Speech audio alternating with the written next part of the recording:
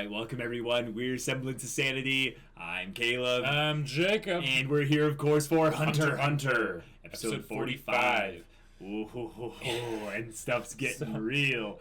It is indeed. Here we go. Kurapika has got Uvogin trussed up like a turkey. Yes. Hopefully it stays that way. Yeah, I don't think it's going to stay that way forever. Yeah, it's not, but hopefully they don't die, because he has been established to be a little bit dangerous. Right, but also Kurapika is being kind of a badass recently. He is indeed. And he needs some rule of cool moments, like, in addition to these. Right, because again, they are establishing what his powers are as he uses them. Right. Which generally means that it's a lot more likely that they're going to succeed, because we won't be seeing where they're going. Like, we don't know where exactly they could fail. Right. This episode is going to be very exciting, and we're looking forward to seeing how the Phantom Troop responds to this attack little thing there. Yeah. All right, so let's get into it.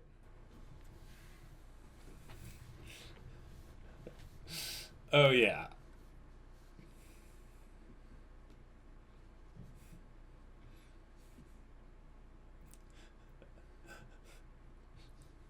I love how Kurapika has all these moves that are specifically for being used against spiders. Right.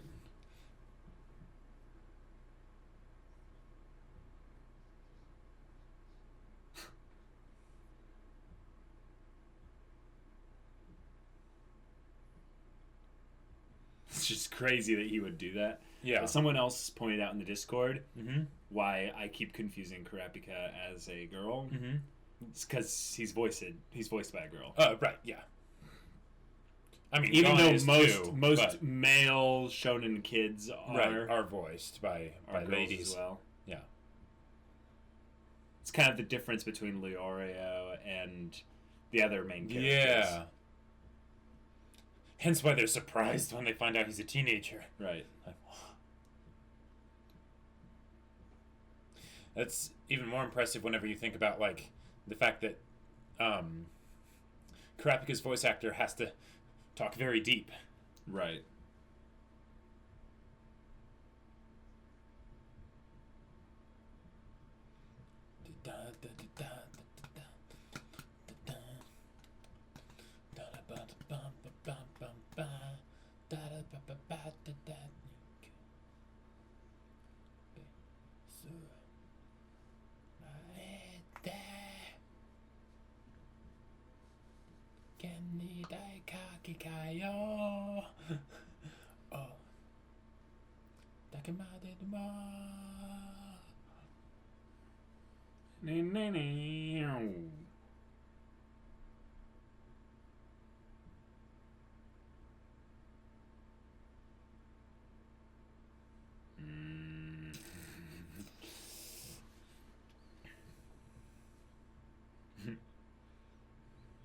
Yep.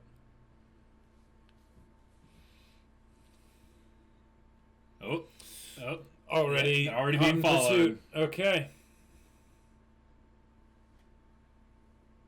Who Definitely. knows? It might not be. I mean, it probably will be. Yeah, probably. I mean, that would be Hunter x Hunter's style to have it be someone else. Right. Like maybe more Shadow Beasts or something. Oh. Yes, good.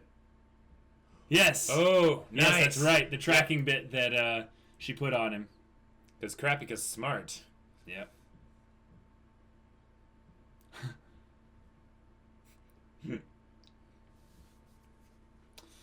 Oh, here we go. They're still complaining about little things like that, even though they're the Phantom Troop. Oh, here we go. Whoa. Oh, dang. Nice technique. What? I love it. Holy crap. Is this another Shadow Beast? No, this is the people that were with, Oh, right. Whoa. Holy crap. Wait, what? Now, at that point, could it just be stepped on? I don't know. Oh.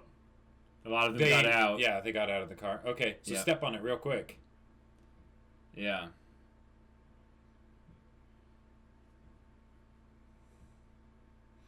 Jeez.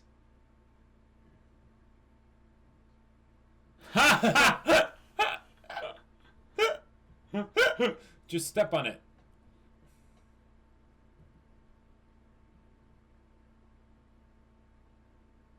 Yeah. This is the one that, took the treasure from the auction house. Yep. Not necessarily, but probably. Now, why would he come after them alone? He's confident.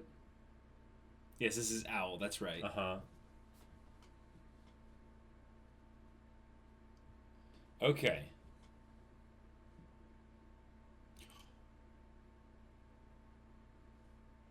Okay. The rest of them? Yep. Yeah, they're shadow beasts. Yep, here we go. That's 6 total.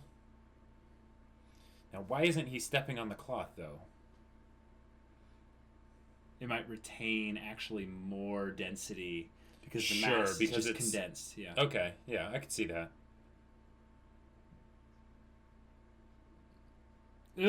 Don't underestimate them. Yeah.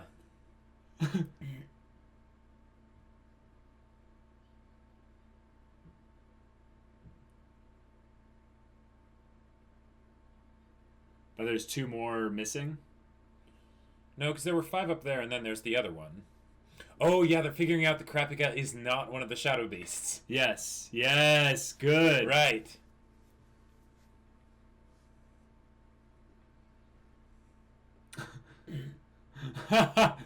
They're all ready. Oh, snap. Oh.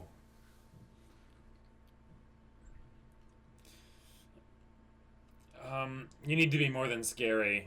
Yep. Oh, boy. Oh, dang.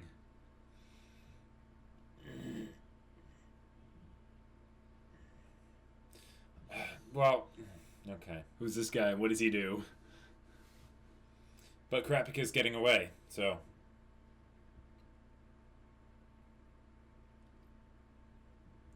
Yeah. So this is the one of the shadow beasts that will survive, basically, and will become more of a main character. We don't have muscles here putting up a fight. Yep. Okay. Yep. How much? A lot. Yeah, I hope those will work. Whoa. Whoa. Holy crap. Wow. Not even showing it. Not even showing it. Just destroyed them all. Okay.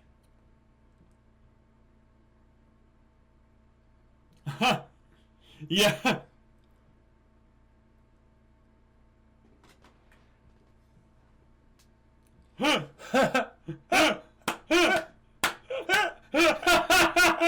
I love it. I know you can hear me.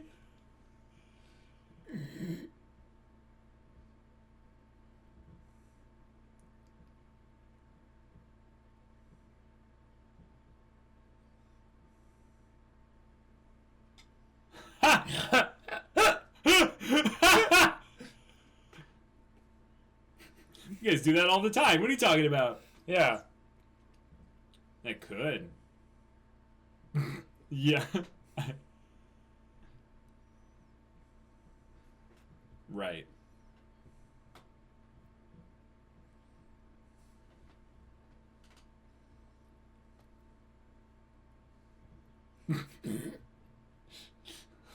My pride, damn it, my pride! Yeah. They're not taking him back to the same building that the... That's... Yeah. Okay, that's not going to go well. Right.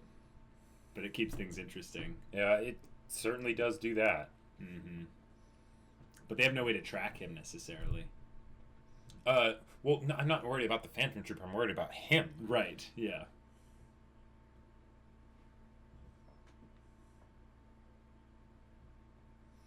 I don't know.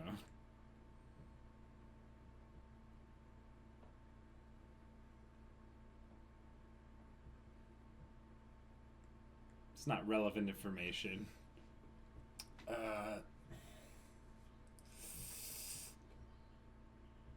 And he's just gonna bite it, right? No, it's 10. Yep. Oh. He's an enhancer. Yeah. Yep. Not gonna work. They need an emitter.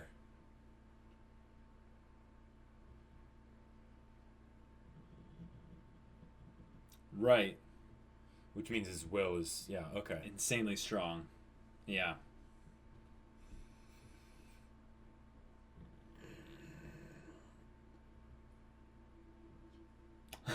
Yeah. Yeah. This is a walk in the park for him. Mm-hmm.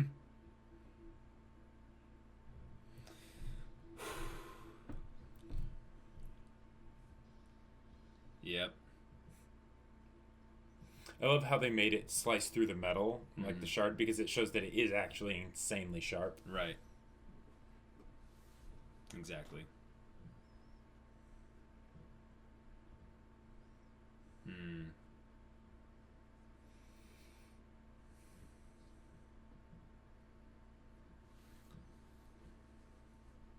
I wonder if this is where they'll actually begin to a little bit kind of identify a little bit with the Phantom Troop, and that this guy's not someone horrible. Oh, he can't move.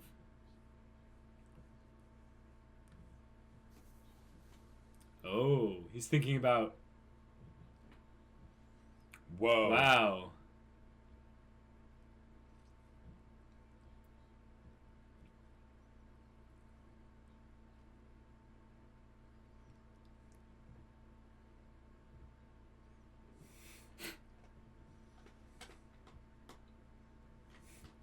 Yeah. You can tell based on...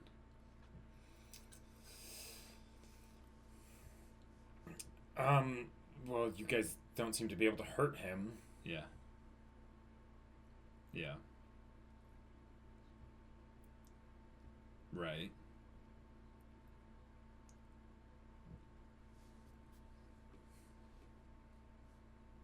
So they know he doesn't have No. it. This is good.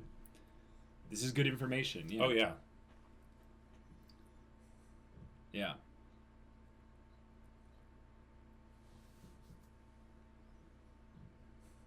That means Kurapika's free to kill him. Right.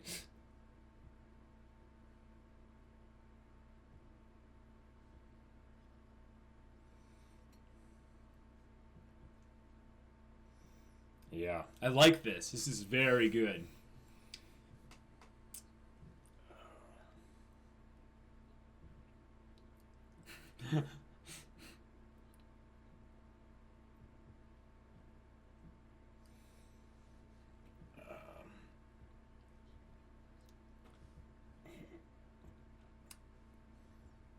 I would consider the offer seriously. Yeah. Mm-hmm. Yeah, what happened to them? Yeah.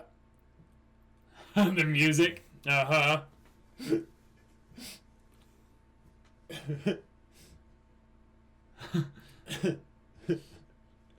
Yeah. Oh! Whoa! Do not get in his way. Whoa! Yep. Uh-huh.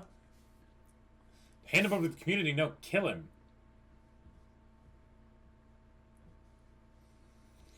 Oh, crap. Oh, boy. Oh, boy. Alright, let's go back to the rest of the Phantom Troop. Yep. Mm-hmm. See what's going on with Hisoka and all them. He's probably still licking his lips. Waiting for his moment, Yeah. potentially, to strike. Oh, right. The rest of them are now returning. Mm-hmm. They need to find Uvogin. What if the Phantom Troop, the other members, had already moved on? Maybe. I don't think that makes sense. Dang. They really tortured. Yeah. They really tortured that guy.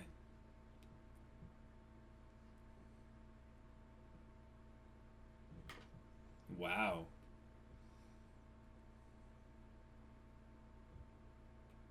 Really? Everyone breaks, I guess. Yeah. But do they have the treasure, or do they have, like, Yeah. the location? Because they held up the bag being like, this is Right. potentially the treasure.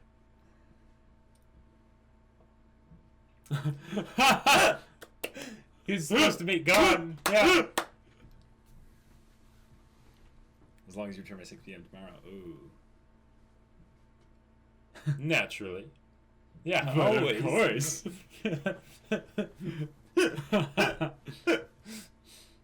Oh. Kurapika.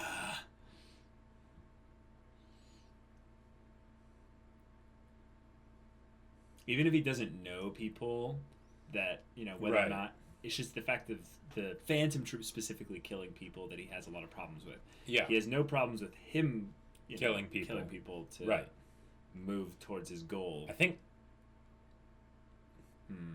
it's been a long time since we've seen Kurapika smile. Yeah. Wait.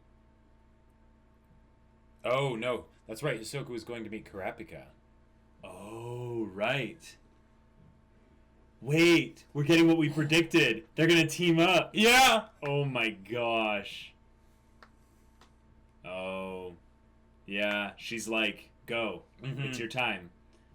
Your mission isn't here. Which kind of leaves Uvogin to kill the rest of them. Oh, yeah. Because now the Kurapika's not there. Oh, boy. Oh, the way they're focusing on that door. I know.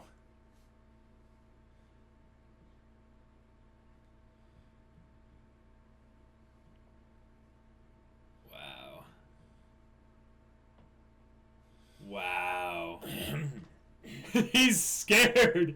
Yeah, it's like, oh crap, I should have taken that deal.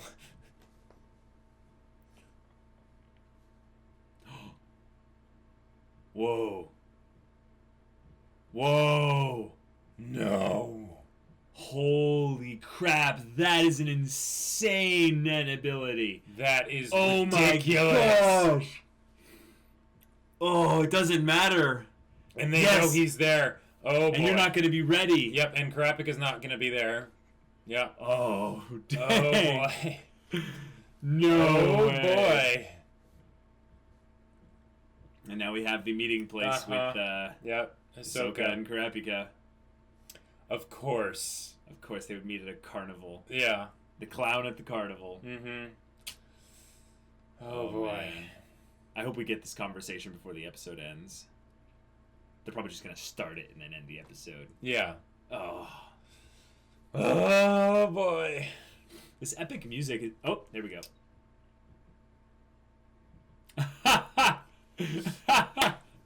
You would, Hisoka. You would. Yeah.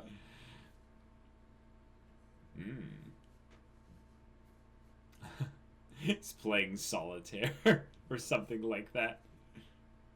Nope. Not now.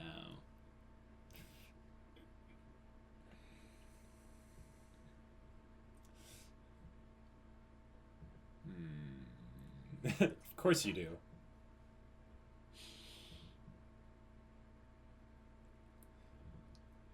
Oh, here we go. Mm-hmm. Yeah. Right. Kurapika already knows that.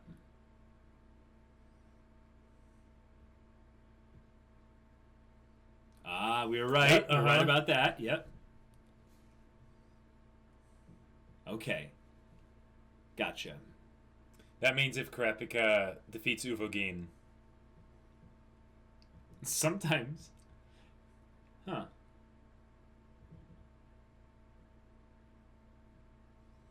Right. Okay. Yeah. We knew that. Yep.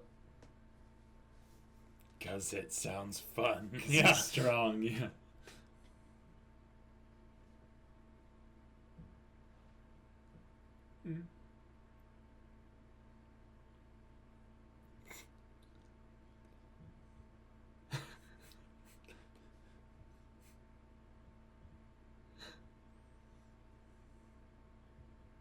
Right.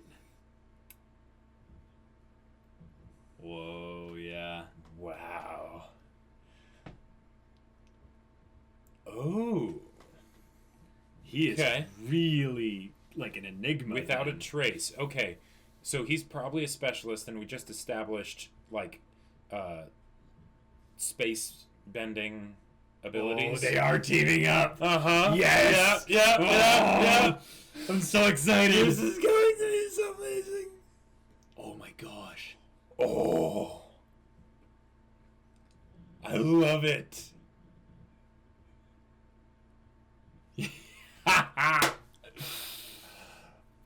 And here we go. Yep.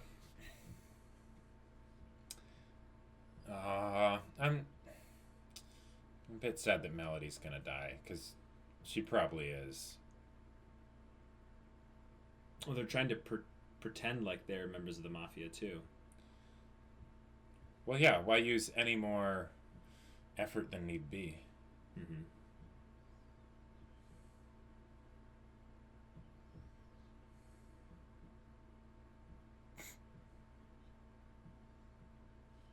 Oh. Oh, he's... Yep. Bye. Rip Dio.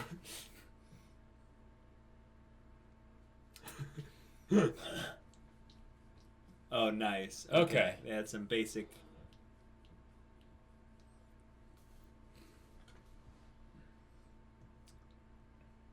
They're gonna hide him in there? No, they still need to get the, yeah. Oh, right.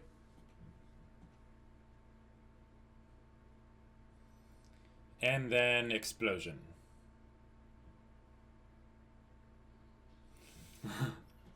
Oh, boy. The way they just show there's no resistance when he does it, it's just...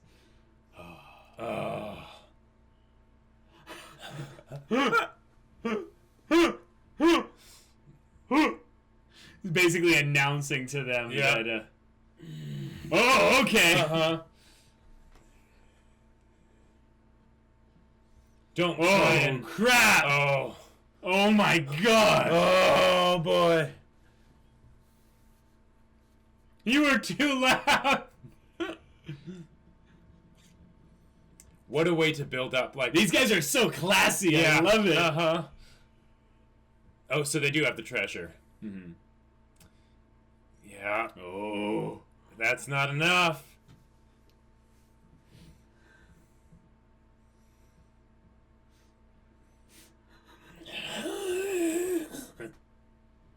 Oh my god! What a way to end this episode. Yep. Wow.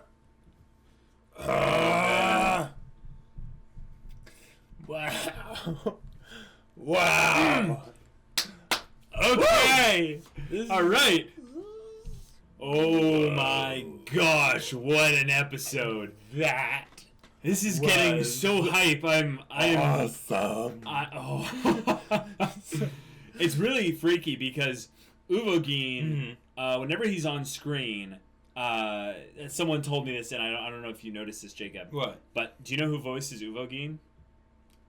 Yeah. Rose Gandar. Yes. Which and so fitting. It's so fitting, right? Yeah. But every time he's on screen, he invokes this this kind of this power that's someone that understands the simple things, but has a complexity within their desires. So they are not a very they're not a very complex thinker. Yeah, but the reasons for their desires are not just so simple as to want to fight people to get stronger. Well, I mean, that is kind of...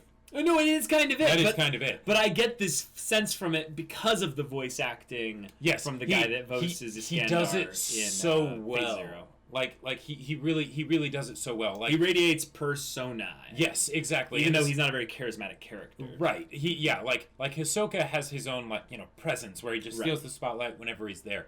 But Uvogin is terrifying. Uvogin is actually scary. Yeah. Like Hisoka, we can kind of tell that he plays with his food, so he's not as scary. Exactly. Whereas Uvogin bites people's heads off. Yeah, he will turn them into literal food.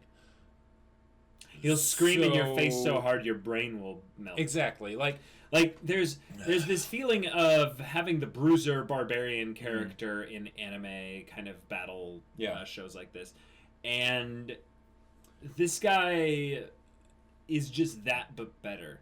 Yeah, He's just a really way better version of that. Which is great, because since he's also an enhancer, it gives some like explanation as to why Wing was like, have I just unleashed a beast, like a monster? Because and that Gon has potential that will probably go beyond Uvogin in some ways, which is insane to say the least. That is ridiculous. I like that subtle bit of story building in that we are focusing solely on Kurapika's journey right now. We've removed Gon and Killua effectively from the story picture, for a while, but it's still adding to Gon's overall narrative because it's hinting at his future. Because this guy does not have as much future as Gon does. No, I'll just say right now, because Uvogin is so badass and awesome, he is going to bite it. Not necessarily soon, right? But Kurapika is going to destroy him. Yes, at some point, even if it's a long time down the road, because he is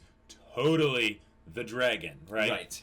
Before they go on to fight other scarier opponents, or maybe not necessarily scarier, but within the hero's journey, opponents. every time you mention the dragon, you have to clarify to people who won't know what you're talking about. The dragon is basically the enemy that is not the final enemy, but it's the embodiment of just basically power, and a lot of times the champion of the actual enemy. Right. Sometimes they're the more personal villain rather than the more grand big picture one. Darth Vader is the dragon. Yes. If the Emperor is the overall bad guy. Exactly. So that's what it means. Right. But this episode in particular made the Phantom Troop also again even more amazing, because we had the little bit where a Shadow Beast almost got the jump on all of them. He did, yeah. And it was very smooth in how one Nen user can creatively use their techniques in such a way to actually defeat potentially five people at once. Yeah, the idea,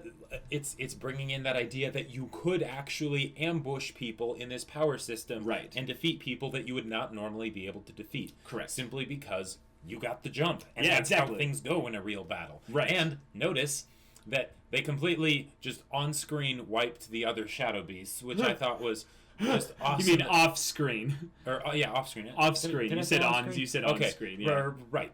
But the owl guy, right? Yeah. Jumped them, encapsulated their car, and effectively CC'd one of them with some perma. But also, what's that? They took him captive and they tortured him, but he is probably, or he might be, still alive. And considering that he was the one that they showed to be a lot more like capable than the others, because the other ones rushed in, they didn't listen to his warnings and things like that. We might be getting him as an overarching character, possibly. Or at least someone that isn't removed from the story just yet. No, I'm gonna go out on a limb here and say once they were done getting the information out of him, they killed him. Because they left him there quiet with the bag over his head and the blood everywhere. And that entire section of the Phantom Troop all went to go get Uvogin. That's true. Yeah, that is a great point. And he wasn't there with them. But they might have kept him alive for his ability.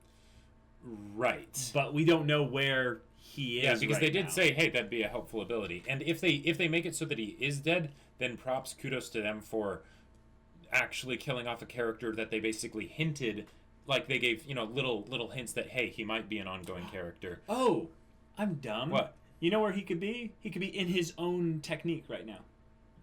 He could be in one of those little bags, basically. Oh, sure. Yeah, and they just carry him around. Yeah. Yeah, okay. And that's maybe where the treasure is. Or potentially they now know where the treasure is. I feel like whole part was a little bit confusing. I'm not sure whether or not you know where the treasure is. But they showed the little bag, and they did say later, since we now have the treasure. So I think that was basically the confirmation on something that was a little bit unclear of, wait, was that little bag the treasure, or did, what is that supposed to be? Well, the technique could be that it could hold anything inside it. But the releasing of the stuff, when they released the car and everything, he was like, okay, I'm not going to release the treasure since it's still in here. Possibly, yeah. So then he releases just that. Sure. And then when they torture him, he immediately reveals, it's all in the bag. And they're like, whoa, wow, that was simple. And right. I could totally see that being a thing. That would also explain why he didn't just step on the car. Right. There might be other limitations why he can't actually do that, because otherwise that would be I don't think he can destroy the things that he puts inside the bag. Okay. I think that is a good limitation because otherwise his ability is a bit busted. Also, we don't know what's actually happening to the mass of the items inside the bag, so I'm going to guess that it's basically relying on the laws of being able to adjust the state of matter. So he's probably some kind of I don't know what that would be. Would that be a manipulator? I don't know. That it could be a manipulator. It could be a transmuter. Because it's like changing the properties of it, so making it smaller. Who knows? I guess if he's still alive, then maybe we'll get to find out. We'll get to find out. Either way, it's really cool. It is really cool. Now, okay. So we totes called Kurapika and Hisoka teaming up. We called that oh my gosh, because the minute Hisoka was revealed a long time ago to be wanting to kill the no, that he was a member of the Phantom Troop hiding within the Phantom Troop. Right, yes, and that whole thing raised all the questions in the world of, why does Hisoka want to be there? Yep. And the main thing that we could come up with was he had something against them, or he was basically trying to do his thing where he would fight one of them. Yeah. And it was almost immediately revealed, oh yeah, it's this leader guy who's all enigmatic and stuff. And they made that an obvious specialist as well, potentially. Right. And now he's got a hard on to try and fight the boss. Exactly. Which I gotta give a little bit of respect for Hisoka, because he's doing the complicated thing for a simple goal. I like when characters do that, but I also like when they acknowledge, is it worth it? I don't know. We'll see. It's worth it to me. Right now, the idea of actually fighting him is enough to be like, he's like, I'm so ready to do this. And it's like, all right, calm down, dude. I can't. I'd love to, but I can't. It makes me think of and I know this came way after Hunter x Hunter, and this whole idea. The whole idea of the strong people that want to fight other strong people, seeming like it's almost like a sexual attraction thing isn't anything new, even though Hisoka's probably the first, or at least the one that popularized making that official. Mm-hmm. But it makes me think of in Hellsing Ultimate Abridged, when Alexander and Alucard are constantly trying to face off and battle each other and being like, all right, are we going to go all the way this time? Yeah, well, that one it fits because it's kind of a parody. Yes, but they're all very overt about how there's a sexual aspect to it. Right. So the fact that it's actually not being subtle at all. Right, but it's actually it's an actual canon thing in this. It's not. Right. It's not done. It's not a parody. No, it's not. Yeah, which is interesting. I feel like in nowadays, you might not be able to get away with that well, because that seems a little bit silly. But I like that they've built up Hisoka. Now, I'm not saying for me right now in this show it does. I said if Hunter x Hunter came out today, that kind of thing wouldn't work as well. But because it's in this show, and also because it's Hisoka, the fact that he has this very strange design, you already know that he's not. A few switches are flipped in different ways than they are for most people, probably. Yeah, but that's all of Hunter x Hunter's characters. They're all pretty unique. Well, yes, but Hisoka specifically has a couple unique things about him that aren't conducive to a lot of other people's personalities. Right. Which I think is fun because it gives the writer a way to go crazy in a way for a specific character. Basically, when you're writing and you have a ton of characters, you want to have one that's kind of like your idiotic muse, where it's not that they're idiotic, but it's basically to where you can just write the most ridiculous kind of aspects of a character and make them work, because you're going to come up with the premise for this clown character who gets a hard-on every time they fight a small boy. There's an aspect of that where you go, yeah, that's a little bit weird. But then he goes back to the editing process and goes, now I'm going to refine Hisoka, and I'm going to make all these things way more interesting. And then the premise goes from being something that sounds a little bit weird on paper to then seeing it on screen. You go, Hisoka's kind of one of my favorite characters. Almost like the favorite, you know? I could see the creative process basically being like, okay, so that whole idea of antagonist that is like the rival. Like, yeah, the rival that wants to fight the main character way too much. Right. All right, that's what we're gonna do. Except the twist is that it's actually like he actually says that he gets turned on when he's fighting someone strong, and then of course the twist on top of that is that the main character happens to be a young boy. So well, also he somewhat is the same way. And right. the reason why Hisoka kind of likes fighting him in particular, or wants to fight him at his full strength, is because he can tell that Gon's going to enjoy it as well. And also because, and also he can tell. Sounds so weird. No, I think the other thing is that he can also see, like, okay, if Uvogin is really powerful and Gon can probably surpass Uvogin.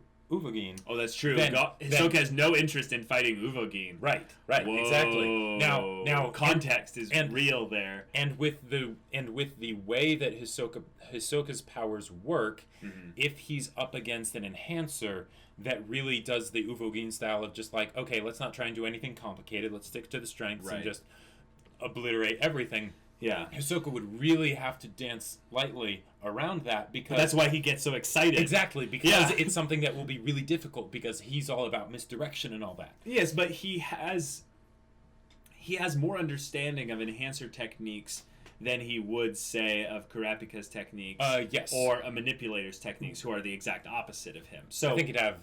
same as Kurapika's, because Kurapika's a conjurer, but yeah. Yeah. You're right. Right, but it's the idea that, like, one misstep and you basically get hit by a train. So, you know. Right, exactly. Yeah. And maybe even Hisoka would enjoy getting hit a little bit by the train, you know? Okay, let's just...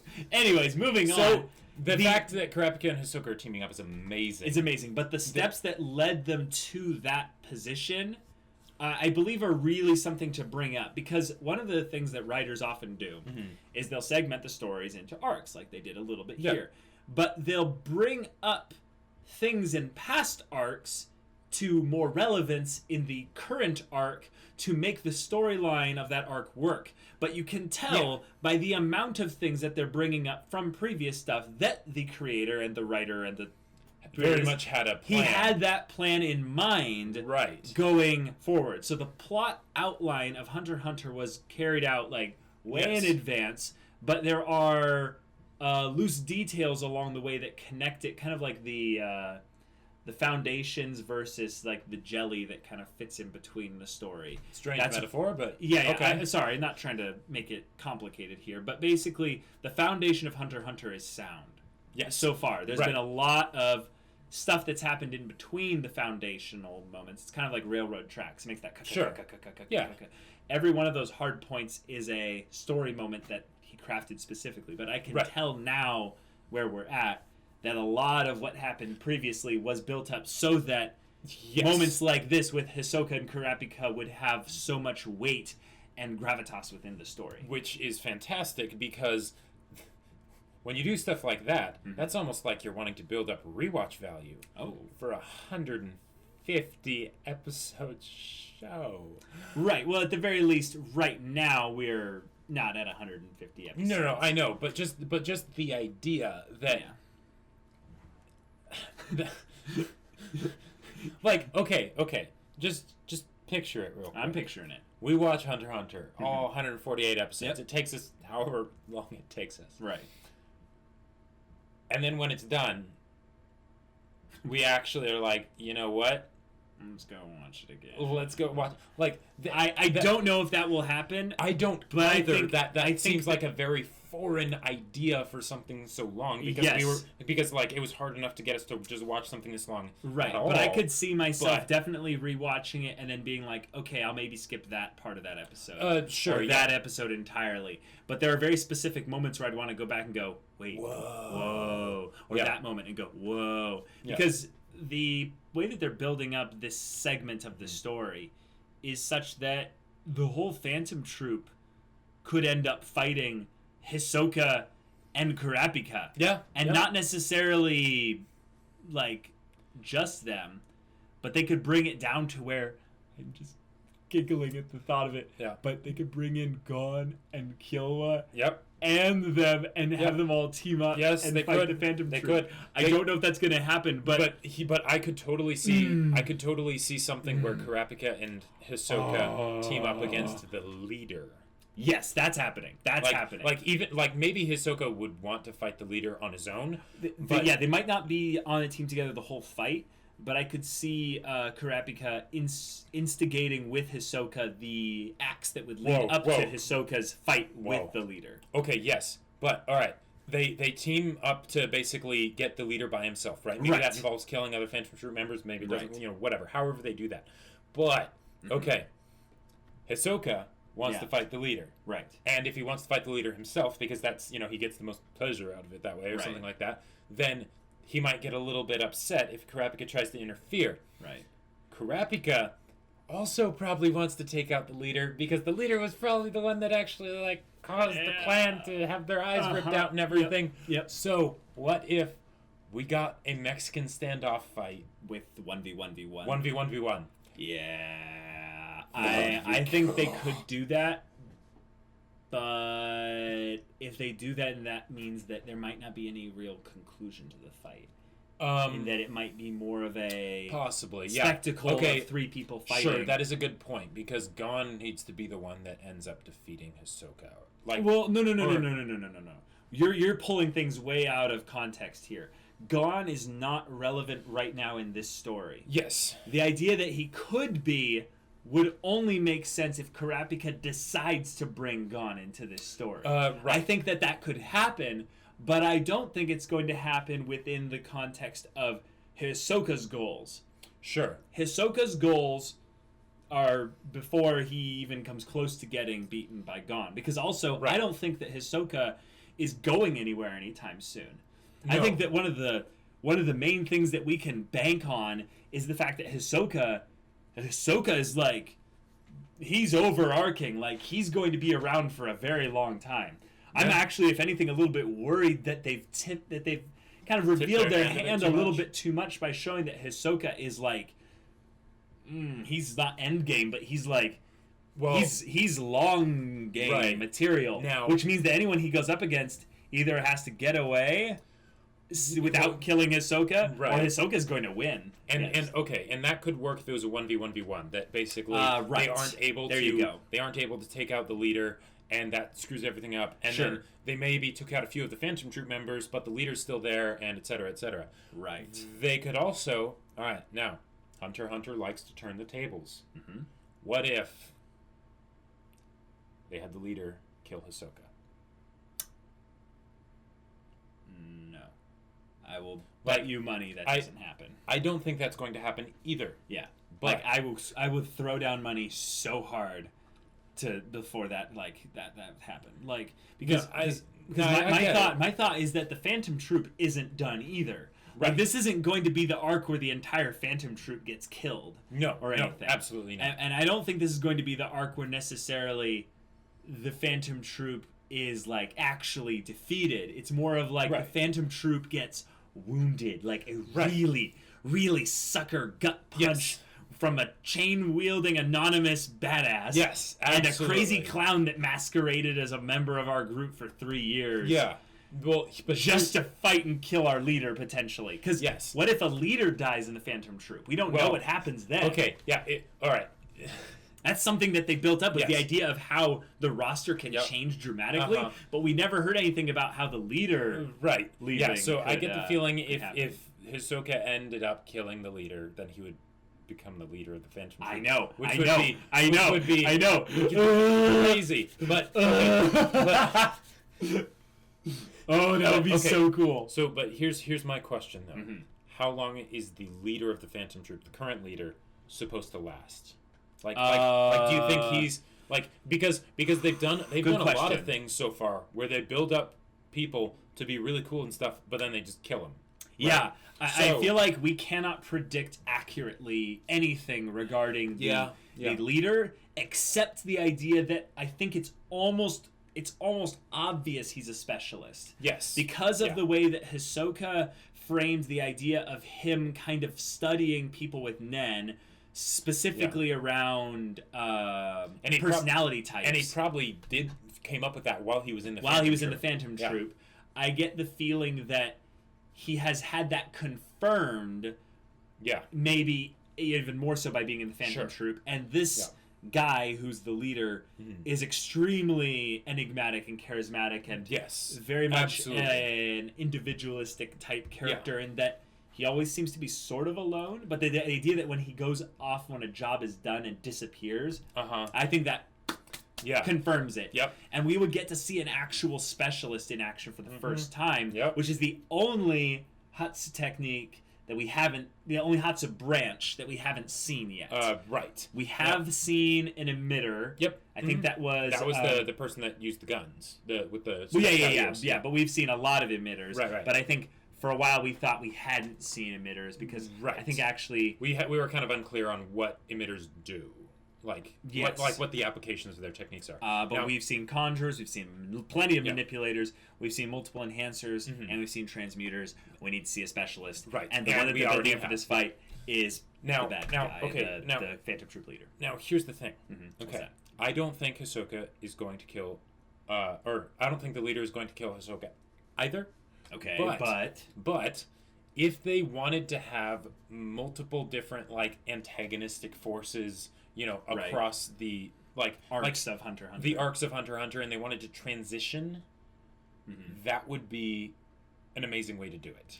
I don't think that we're going to see typical arc transitions in HunterxHunter. Probably not. Yes, I think that HunterxHunter doesn't do things the typical way. Right, but I feel like with the Phantom Troop, it's not a question of whether the Phantom Troop is going to disappear or not, but it's the idea of discovering...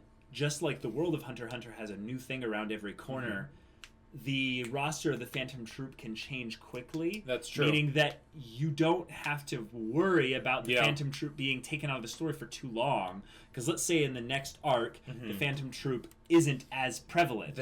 The one after that, they could be back and there with could be different a whole characters. bunch of new members. And that actually brings up a great point, because if the members can change so frequently... Right. At what point is Kurapika done? Because the people that actually took the eyes from his clan, most of them probably aren't there anymore. That was actually the point I was going to make, was that he realized that Hisoka joined the Phantom Troop recently. Yeah. So it was not when the Kurta clan was destroyed. Right. I think that he's going to go... Okay, he's going to grab one and find out which Phantom Troop members were there. And I think what's going to happen, actually, is that he's going to find out that Uvogin, in this poetic coming full circle bit, Uvogin was actually the one that did the slaughtering. And they're going to localize it to him, but they're going to say that he was acting on orders from the leader. And then that will be the two people that Kurapika needs to kill. And then once he's done that, hopefully, I think he might have some there might be one or two more, but maybe he'll vent a little bit more of his frustration on the one poor soul that stands in between him and whichever of those. Because I would love to see Kurapika have a moment where he wastes someone in 3 seconds. Like the idea that Kurapika has gone a little bit down the dark path a little bit, but he needs to have that act where it would genuinely scare Gon. Or like Killua or Leorio to see him doing that. Yeah. And where Hisoka, you're quite vicious, aren't you? Yeah. And like, shut up, we've got a goal here. And he's like, whatever, talk dirty to me. Okay. I would love to see banter with the opposite aspects of their personality coming into play. Okay. Now, all right. If Kurapika kills Uvogin and Hisoka kills the leader. Yeah. We could theoretically have Kurapika. No. No. Okay. Well. Okay. I know what you're gonna say. It could. It's not going to happen, but it could be suggested, possibly by Hisoka. Yes. Like I could totally see Hisoka being the one to suggest it. That basically he takes over the Phantom Troop. And he's like, hey. There's an open spot for 11 or whichever one Uvogin is. I think he's 11. I think he's like 13. Yeah, he's either 11 or 13. Yeah, 13 would be fitting. But, and then, of course, Kurapika's like, no way, and I kind of want to kill you just for saying that, That's a good question, though. Do the Phantom Troop operate autonomously enough when the leader is, is disappeared, is gone for job and stuff? No, Gone's never going to be the leader. Yeah, that's funny. When he's not around, not gone. Haha. Yeah. What do they do? Because I get the feeling Heaven's Arena just do whatever they want. I mean. Sure. I mean, go around, get money and stuff, but do they have specific kind of things that they try to do or try not to do? Because I'm getting the vibe that they don't want everyone to know, I'm a member of the Phantom Troop. That's why they have the tattoos underneath their clothes, not like prominently displayed on their foreheads or on the palms of their... Exactly. Yeah. So I'm curious to see how that happens. But I also feel like this arc is kicking up into high gear. It is. We maybe only have 5 to 7 more episodes left before everything all just done. That's a distinct possibility. I mean, the fights could go pretty long, though. Can you imagine an epic drawn-out fight, 1v1v1 or 2v1? Yep, I or could. 2v3, say he has 2 bodyguards. Oh, yeah. And Kurapika is focusing on the guards. Sure. And Hisoka is focused on the actual leader. I can see that. Yep. Oh, there's just so many things they could do.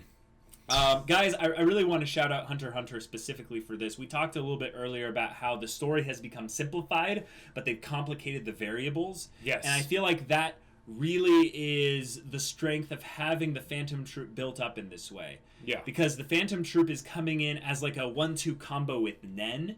So by having those two being unveiled alongside each other allows us as the viewer to really be invested in them beyond their actual characters. And I think Shonen try to do this with powers, but because the powers themselves aren't built up as naturally or as methodically or as intelligently, it falls flat in a lot of ways when you bring up the uber badass group of bad guys. You know? How do you maintain respect for the powers that the characters have if there isn't any kind of method to the madness of why they have these powers and stuff? That makes the things that Uvogin's been doing, like biting the person's face off or melting someone's brain with a shout. Those kinds of things. We're on board with it. We're like, it's a payoff to something that we've had built up for a good dozen episodes or more. Right. And that kind of stuff from a kind of, when you're thinking about kind of the sente of a story, kind of having that tempo of climax, payoff, build up, all that, and have that cycle keep continuing. You need every once in a while to just blow everything on a really powerful climax within the story. And calm down, Hisoka. But have also, again, right after that, follow up that with its own build-up, compounding off of the previous climax. So it's good stuff. Right. It's good stuff. HunterxHunter is doing that part really well right now. Here's the thing that, as a last summary for the Nen system and why all the stuff that's been happening, I'm enjoying it so much, and I think you are too. Yeah. Is that because they established rules, it doesn't feel like they're just pulling things out of their butt when they have the characters do new crazy things. Instead, it'll be like, it's that's devious. Or oh, good, Kurapika, use Gyo immediately to see the in. Fantastic. You just immediately went to that. Right. That kind of stuff we go, of course, right? Because it's internally consistent. We can follow with the logic, so when people do things, even if it's something that we didn't expect in the moment or something we haven't even seen before, we can be like, yes, that's good. Right. Internal consistency is king in a long-running story. One of the things that shows, I don't want to bring up something that's too different, but something like Avatar: The Last Airbender does, is it's very internally consistent with its martial arts bending styles. But also, I don't want to say this, but Doctor Who is not as internally consistent, but is an internally referential show.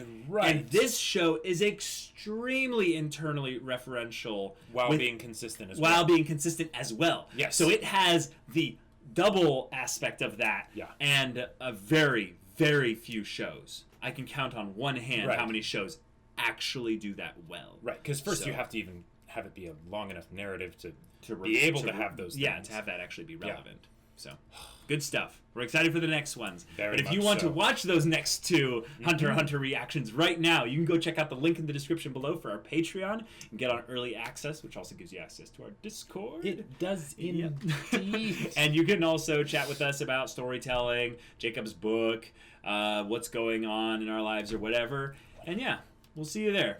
But until then, of course, we're Semblance of Sanity. I'm Caleb. I'm Jacob. And we'll see you all next time.